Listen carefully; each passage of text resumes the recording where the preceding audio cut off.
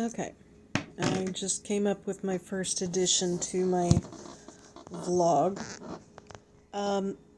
regarding headaches and my blood sugars. Over the last, month, give or take, my blood sugar has been running on the low side. Not sure exactly why, but my low is around 130. I know that's not low for most people, but that's where I start getting the shakes. And it's like, okay, I need to get something protein, sweet, whatever. Normally, something like peanut butter, a cheese stick, whatever, something like that, or even a protein bar if I've got one handy. In fact, yesterday when Morgan and Dan came over to look at my paperwork from the hearing, I'd been feeling like something's off. I ended up having to go to the store yesterday anyway and get new test strips because the test strips I had bought a couple of years ago, evidently they got too hot or too cold and the entire container, 40 plus, had gone bad. So don't stockpile things like that, test strips. I didn't know they go bad. I didn't know that they can get too hot or too cold. Goldilocks. So, grabbed some new test strips. I just bought a new Lancet holder a couple of weeks ago because my previous one broke, stopped working. So after Morgan and Dan left, I got everything together and I tested my blood sugar to see where I'm at because it's like I'm feeling funky still all day. I checked 109. That's the lowest it's been in a long time. And yeah, no wonder I was shaky. Maybe it's been going on longer than a month. I don't know, but it's like even now I've got a headache. And I don't know what that's from. If it's because I had breakfast late. There again, miscommunication. I have a doctor's appointment Thursday. It'll be my exit visit with this PA. And I thought I needed to get another blood test so she could see if this new blood pressure medication was working. So I went in to get it, and it took them an hour to tell me, oh no, you don't have any paperwork to get a blood test today, and she's not in the office. So, okay. So I was 2 hours late for starting breakfast. And I try to stay around 7 and 7 because one of my medications, you have to take it 12 hours apart. So I figured 7 a.m. for breakfast, and 7 p.m. I can have dinner, or if that's too late, I'll have a smaller dinner and then some small snack that's enough to take the naproxen with before I go to bed. I know I don't go to bed at 7, but yeah, it's close enough to bedtime where I don't want to be eating a big meal. And that's another thing because of the diabetes and the change in how I'm living. I'm not active. I barely walk 500 steps a day.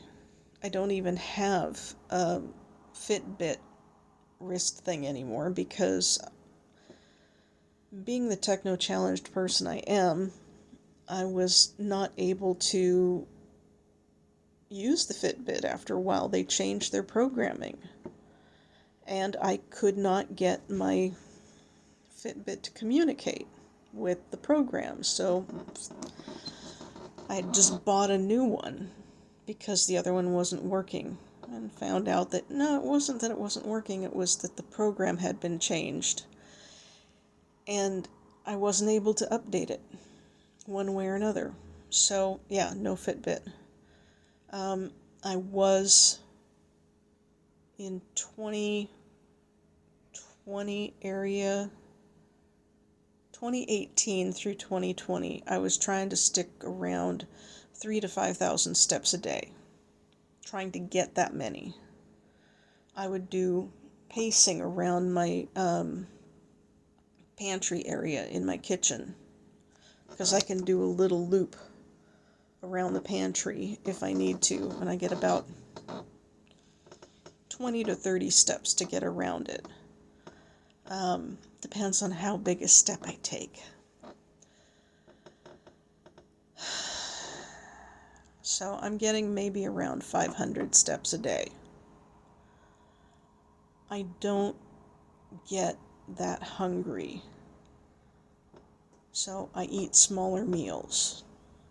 Generally, I have berries and a cocoa chocolate milk for breakfast.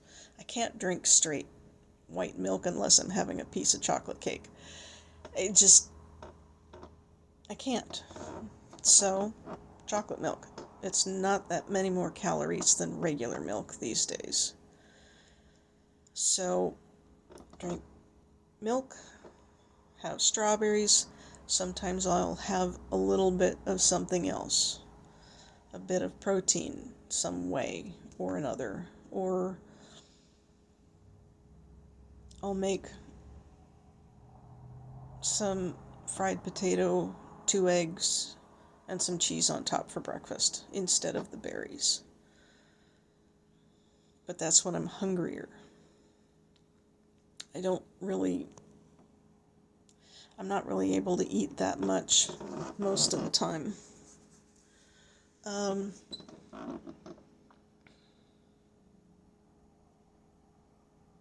I forget for what I was coming in here for.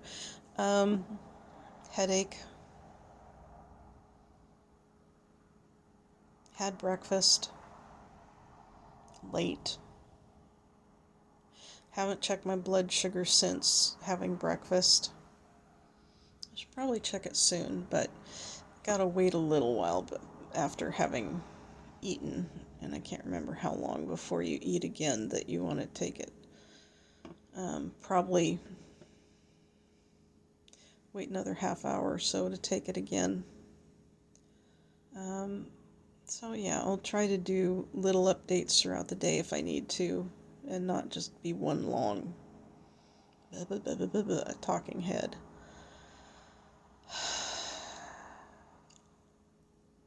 Yay. But yeah, this is what I do all day. I don't even have cable TV anymore. They turned it off from the apartment because they wanted to charge, instead of charging $20 per apartment per month, they wanted to raise it to $50 per apartment per month. $30? Raising it $30 in one chunk a month for each apartment? That's more than double what they were charging before.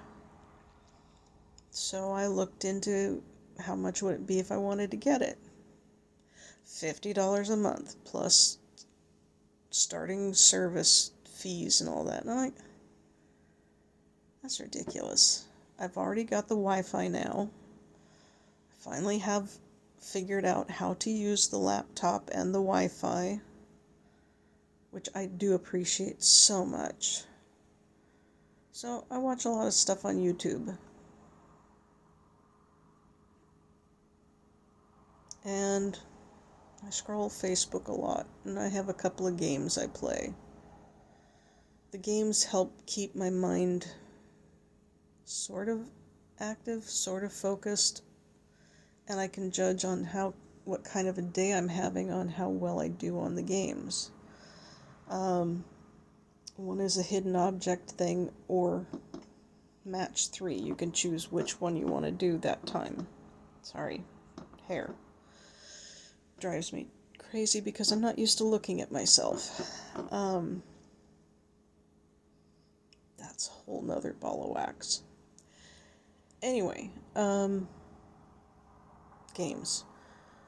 I can tell when I'm having a bad day when I can't find the objects. I've been playing this thing for well over 6 months. And when I'm having a good day, I'm having a good day.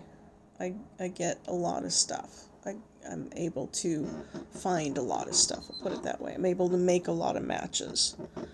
I'm having a bad day, get in there, do a little bit of stuff just to do the basics, and then get out. Go to Mahjong.